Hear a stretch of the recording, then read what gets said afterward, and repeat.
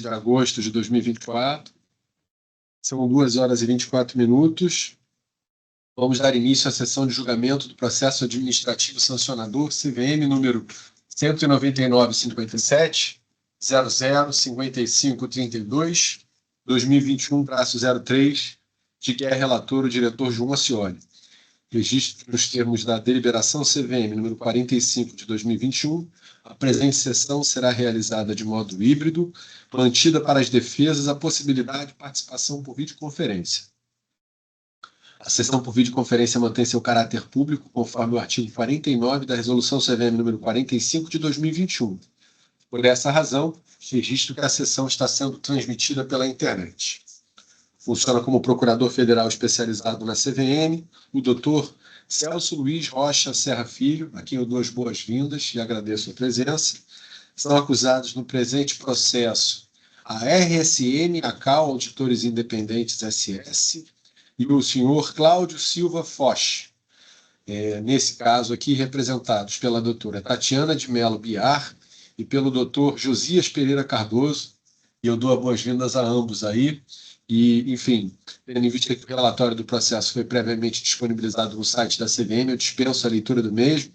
Eventuais comentários podem ser encaminhados ao gabinete do relator.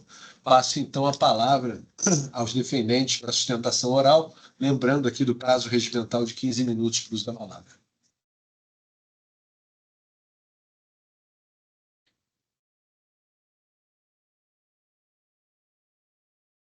Pode falar, seu Josias, pode começar. Pode começar, Tati.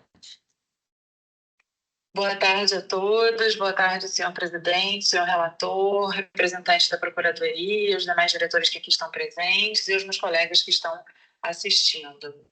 Bom, trata-se de fiscalização que culminou com um termo de acusação com base na suposta falta de diligência realizada na pessoa do senhor auditor e também pela empresa de auditoria responsável pela elaboração das demonstrações financeiras da Porto Sudeste VM S.A. A Porto Sudeste VM, ela adquiriu um título de crédito emitido pela sua controladora, ela é uma subsidiária integral, a controladora emitiu um título de crédito, precificou esse título de crédito e a auditoria realizada na subsidiária integral teve por papel avaliar essas demonstrações financeiras. A empresa não é operacional, é uma empresa que só tem de fato como ativo esse título e no passivo consta a emissão também de um título de mesmo valor. E nesse contexto, a grande questão, a gente tem dois pontos fundamentais aqui, tá? Primeiro, que houve uma interpretação de que no relatório do Financial Advisor entregue pela defendente, a RSM, haveria uma contradição entre a conclusão e a premissa adotada nesse relatório. E também houve uma discussão quanto à necessidade de realização de impairment ou não deste ativo, dado que o título foi adquirido, esse título de crédito, ele foi adquirido pela Porto VM Sudeste S.A. e também, pela Porto Sudeste VM S.A. e também pelo FIP Porto Sudeste, sendo que o FIP realizou o impairment desse ativo e a Porto Sudeste VM entendeu que não era caso de realização do impairment. Então, nesse contexto, cabe ressaltar que coube a auditoria, né, a confirmação das premissas fáticas quanto à operação, o que foi esclarecido no relatório de demonstrações financeiras, e coube a equipe do Financial Advisor testar o valor atribuído ao título. Nesse contexto, a equipe do FAS produziu um relatório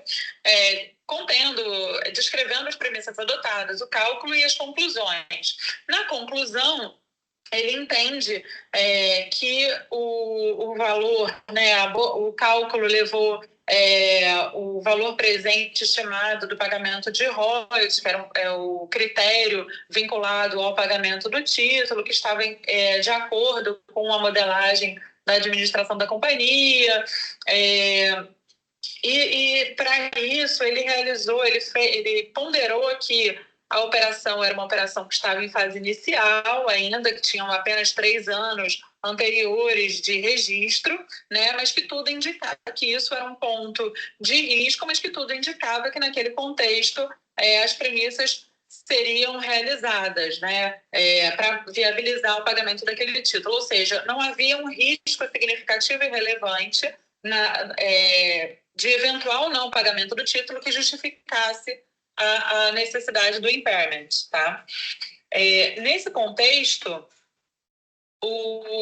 a divergência entre as razões do laudo e a conclusão é porque no processo de verificação a equipe do FAIS informou o seguinte, que o baixo nível de assertividade das projeções contidas nos budgets históricos com relação ao desempenho efetivo, conforme revisado pela auditoria da RSM, traz um ponto de atenção em relação ao nível de incerteza das projeções, volume e tipo de produto embarcado, que em boa medida está tratado na taxa de desconto do fluxo de caixa. Contudo, sendo certo que a empresa ainda está em fase pouco madura em desenvolvimento de seu plano de negócio e que a economia brasileira passou recentemente por uma severa crise econômica, é comum verificarem desvios representativos nas projeções. Portanto, sugere-se que a empresa reforce os estudos de mercado e a capacitação da administração no desenvolvimento de plano de negócios mais acurados para o próximo exercício.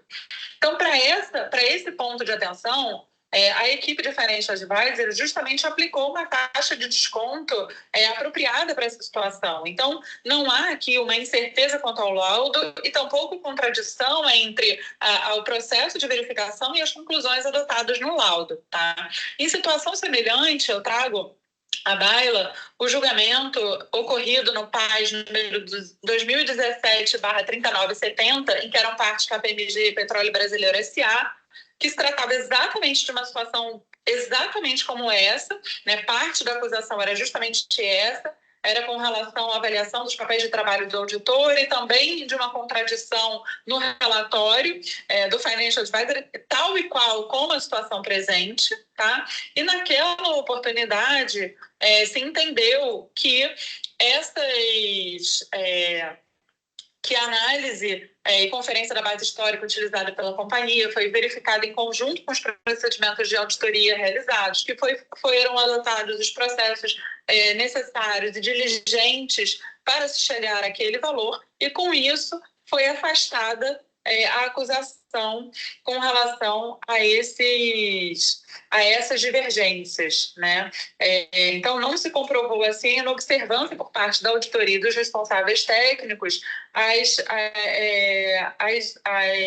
ofensas às normas TA 540, por exemplo, que são as mesmas normas tratadas também na presente acusação, assim como o artigo 20 da Instrução Normativa 308. Bom, além disso, é importante destacar que a CEP fez uma apuração em relação a estes fatos e solicitou esclarecimentos dos administradores da Porto Sudeste VM, assim como da controladora, acerca da falta de reconhecimento do impairment dos títulos, e chegou à conclusão de que não seria realmente hipótese de aplicação do impairment, que não houve, que essa é uma decisão que cabe à auditoria, que não seria possível a CVM testar essa avaliação técnica, né, mas que caberia sim a CVM fazer uma análise dos cuidados e diligências dos auditores e da empresa de auditoria com relação aos critérios que foram adotados para chegar àquele resultado. Nesse sentido, é importante destacar que o trabalho do auditor fiscal, do auditor e também da empresa, né, da auditoria técnica, é um trabalho de meio, ele não é um trabalho de fim, né? E nesse sentido, também trago à baila a decisão que foi proferida agora, no dia 30 de julho de 2024, de relatoria do senhor diretor Daniel Maeda, no PAS número 19.957.005226/2020 de 88, em que ficou afastada a acusação, tendo em vista que deveria ser ponderada de acordo com a razoabilidade e proporcionalidade, se os auditores independentes analisaram as informações de forma diligente, utilizando-se dos meios e métodos previstos nas normas de contabilidade, o que foi evidenciado nos documentos e documentado nos papéis de trabalho, exatamente como ocorre na situação em questão. Então, agora eu passo a palavra ao meu colega Josias para fazer considerações acerca das informações técnicas do impairment e também quanto às projeções futuras em relação a essa mesma operação. Senhor relator, senhor presidente, demais diretores presentes nessa sessão, boa tarde. Em relação ao impairment, a RSM, juntamente com a equipe de auditoria e a equipe de Financial Advisory Service, nosso entendimento aplicou todos os procedimentos, ou aplicaram todos os procedimentos cabíveis em relação ao título de royalties. Nesse caso, questionado sobre a questão de sua recuperabilidade de acordo com o CPC 01. Devido à natureza, né, do ativo, durante a análise dos nossos especialistas, foram observadas as projeções fundamentadas pelo business plan da companhia Porto Sudeste Brasil, que é a companhia operacional emissora dos títulos, através de reuniões com os membros da equipe de planejamento. Também esse business plan ele foi devidamente discutido com o Conselho de Administração da companhia e devidamente aprovado, considerando toda a expectativa de resultados futuros da companhia. Realizamos reuniões com a equipe responsável pela elaboração dessas informações, tivemos reuniões para discutir todos os temas relacionados às dúvidas que nós da RSM tínhamos em relação a todo ao business plan da companhia. Foram analisados de forma independente também pela nossa equipe de FAS, o recálculo da taxa de desconto e o confronto do valor presente dos royalties naquela data. Nossos testes tiveram como base as premissas e projeções, as quais foram descontadas a taxa de desconto, que se orienta por espelhar adequadamente o risco de negócio. Adicionalmente, também tivemos reuniões com a equipe de auditoria da Ernst Young, que naquela época fez auditoria das demonstrações financeiras do Porto VM Brasil, e conversamos sobre toda a questão da operação, analisamos alguns pontos referentes às projeções, e como resultado também de uma análise sobre a operação da companhia, a Ernst Young compartilhou conosco o relatório da equipe de FAS, né, deles, aonde também foi possível aquela equipe concluir que não havia impairment sobre os ativos da Porto Sudeste Brasil, também naquela data. Como escopo, como objetivo, a equipe de FAS da Ernst Young analisou a integridade do material apresentado pela companhia, assim como a RSM, a adequação e relevância das informações contidas naquele material, assim como a RSM, a natureza e a base para ajustes e cálculos de avaliação, assim como a RSM, a razoabilidade dos métodos de avaliação e premissas usados na análise, assim como a RSM, e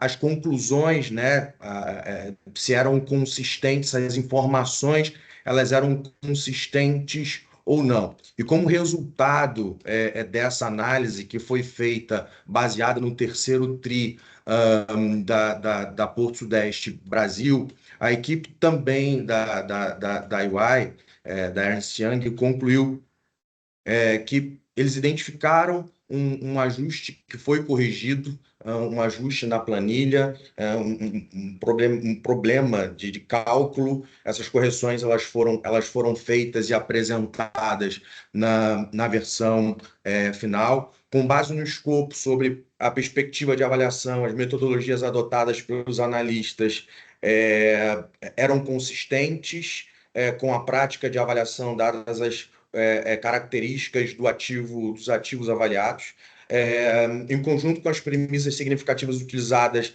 na análise, também dentro da faixa razoável e suportadas por dados de mercado, dados os fatos circunstanciais da data de avaliação, e também, como conclusão, com base no escopo, a conclusão da administração parecia ser consistente naquela data com os cálculos comparativos. Então, a gente a RSM entende que naquela data não havia, considerando todo o trabalho que nós fizemos de análise em conjunto com a equipe de finanças e planejamento da Porto Sudeste VM, e também com as informações compartilhadas ao longo do nosso trabalho pela Ernst Young, a gente concluiu que não havia impairment naquela data.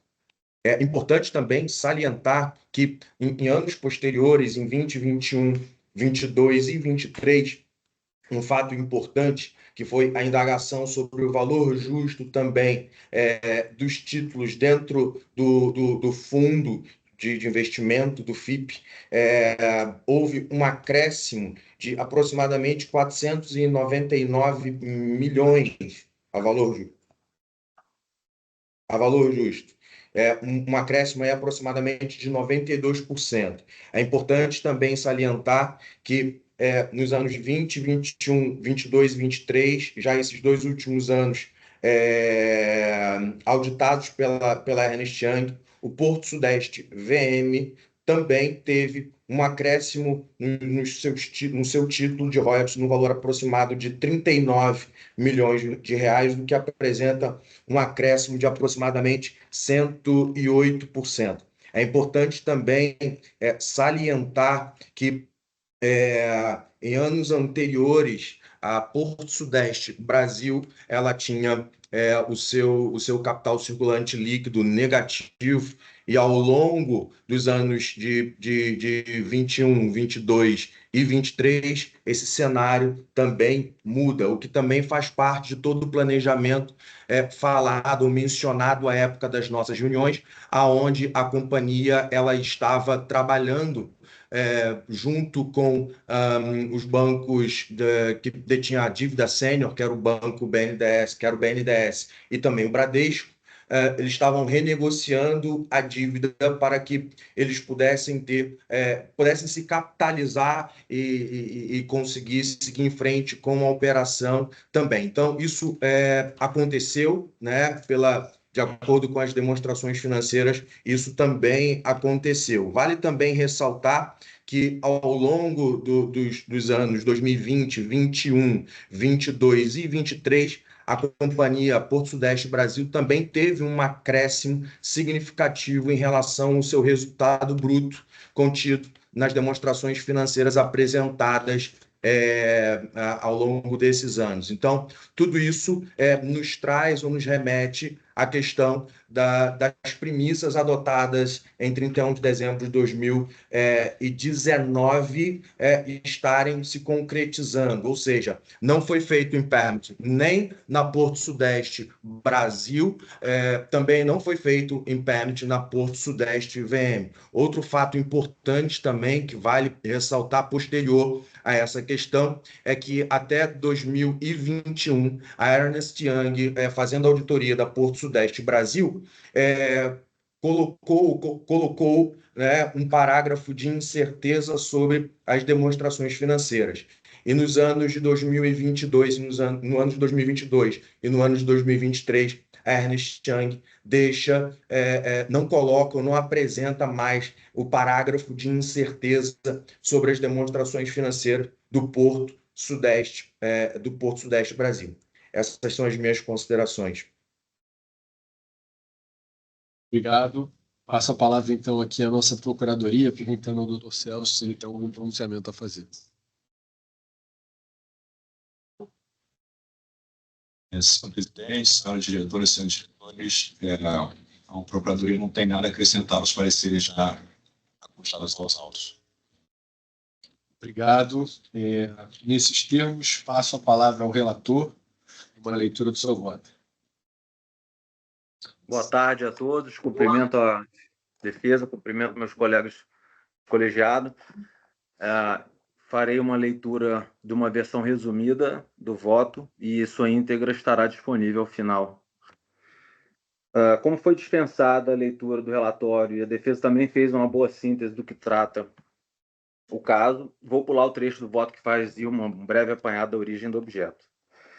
Também, em benefício do tempo, vou pular a leitura da preliminar, mas, em síntese, a preliminar é que considerei intempestiva a manifestação técnica complementar apresentada pela Superintendência de Normas Contábeis, porque contada a partir da redistribuição do processo à minha relatoria e não do primeiro sorteio, que é o que prevê o artigo 38 da Resolução 45.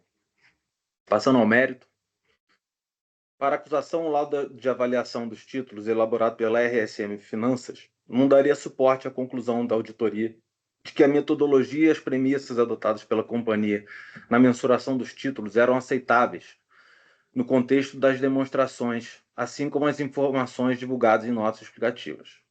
A falta de suporte decorreria de duas ressalvas do laudo. Foi elaborado sem revisão das premissas operacionais representadas pela administração da companhia veículo, relacionados ao desempenho da companhia operadora do porto, e 2, a companhia tinha prejuízos acumulados. Isso tudo está no relatório, itens 29 a 33. Como os títulos porte 11 formavam quase a totalidade do ativo da companhia, o risco envolvido em eventual avaliação indevida imporia à acusada o dever de revisão atenta do trabalho da RSM Finanças, que para a acusação foi descumprido, importando a violação das normas citadas nesse item. Quanto à NBCTA 620, que é sobre o trabalho de especialistas, a acusação também afirma que mesmo com o uso do trabalho de especialistas, continua sendo da RSM ACAL responsabilidade pelas conclusões e evidências de auditoria. Ao não avaliar o trabalho da RSM Finanças, ela teria descumprido os itens 12A e B da NBCTA 620, que determinam que o auditor deve avaliar a relevância e razoabilidade das premissas, métodos e conclusões do especialista, bem como o item 13B, que diz que exige do auditor procedimentos adicionais de auditoria se verificar que o trabalho do especialista não é adequado. A defesa refuta as alegações, dizendo que, na verdade, a RSM Finanças teria ressalvado em seu laudo que não teria avaliado as premissas operacionais das projeções apresentadas pela companhia, pois essa avaliação seria feita pela própria RSM ACAL. Aqui houve, a meu ver, um mal entendido da acusação. As atribuições da RSM Finanças não incluíam revisão das premissas operacionais apresentadas pelo Porto Sudeste VM. Pelo laudo, seu escopo era checar a metodologia e a precisão do modelo da administração da companhia e realizar o teste de verificação do valor recuperável pelo CPC 01. A RSM Finanças testou a planilha da companhia quanto à acuracidade matemática, a integridade das fórmulas, a aplicação das melhores práticas metodológicas.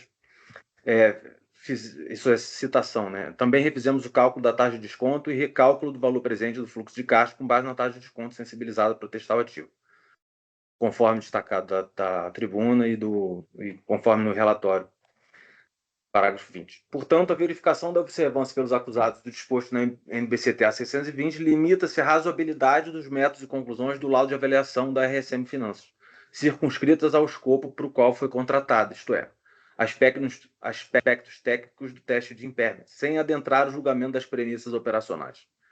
Por outro lado, caberia à RSM ACAL, pela NBCTA 540, R1, a avaliação das premissas operacionais. É com essa delimitação que analiso a seguir o mérito das imputações. Quanto ao valuation dos títulos porte 11, a RSM Finanças chegou a 35,8 milhões, bem próximo dos 36,5 milhões calculados pela própria Porto Sudeste VM. Com isso, referendou a ausência de impairments, como está detalhado no item 21 do relatório. O resultado diverge significativamente daquele obtido pelo avaliador contratado pelo FIP-IE, destacado pela acusação, que chegou a uma depreciação de 93,5% para o ativo. Porém, atém-me somente a metodologia empregada, em ambos os casos, o fluxo de caixa descontado, e não vejo nas informações disponíveis nos autos elementos para concluir que uma das duas estaria correta em detrimento da outra. que houve foi a adoção de premissas diferentes por cada um. Ambas empregaram as variáveis usuais nesse tipo de avaliação, como taxa livre de risco, risco de mercado, beta do ativo, risco país, risco específico do ativo, entre outros. Mas cada avaliador usou seu julgamento para escolher qual valor empregar para cada uma das variáveis. Em uma análise superficial, algumas escolhas da RSM Finanças me parecem até mais realistas que a do outro avaliador. Como exemplos, a média de risco de mercado em período próximo da avaliação, e não desde 1929. Outra, a escolha do beta do setor de portos, e não do setor de mineração. Outra, o desconto pela falta de liquidez de razoáveis 20%, e não do que me pareceu ter sido pesado, 50%.